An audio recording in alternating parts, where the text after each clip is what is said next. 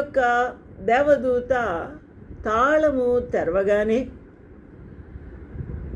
ఇవన్నీ కూడా బయటికి వచ్చి వాటి యొక్క స్వరూపము మనము ఇప్పుడు చూస్తూ ఉన్నాం.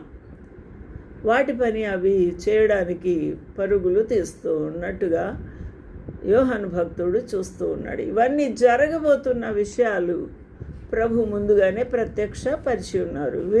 విడువబడిన వారు, ప్రభుని విసర్జించిన వారు కాబట్టి వీరు ఎదుర్కోవాల్సిన మహాశ్రమ.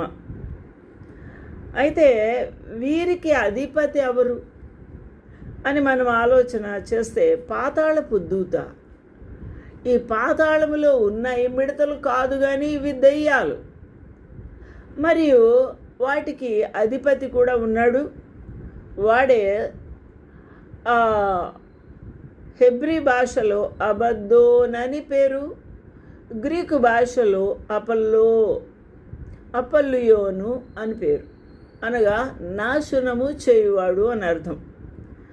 కాబట్టి they had a king over them which is the angel of the bottomless pit, whose name in Hebrew tongue is Abaddon, but in the Greek tongue hath his name Apollyon. కాబట్టి వీడు ఈ యొక్క మిడతల దండుకు అన్నిటికీ అధిపతిగా ఉన్నాడు. 6వ దూత బూర ఊదినప్పుడు అనే మాట మనము ఈ మొదటి శ్రమ గతించిన తర్వాత ఆరంభమవుతుంది. 9వ అధ్యాయంలో మనం ఇప్పటివరకు చూసింది ఇది మొదటి శ్రమ. అందువలన అయ్యో అని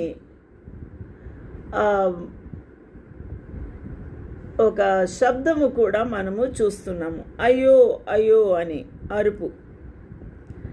ఈ అయ్యో అయ్యో అని 3 సార్లు ఆ స్వరం కూడా విని ఉన్నారు.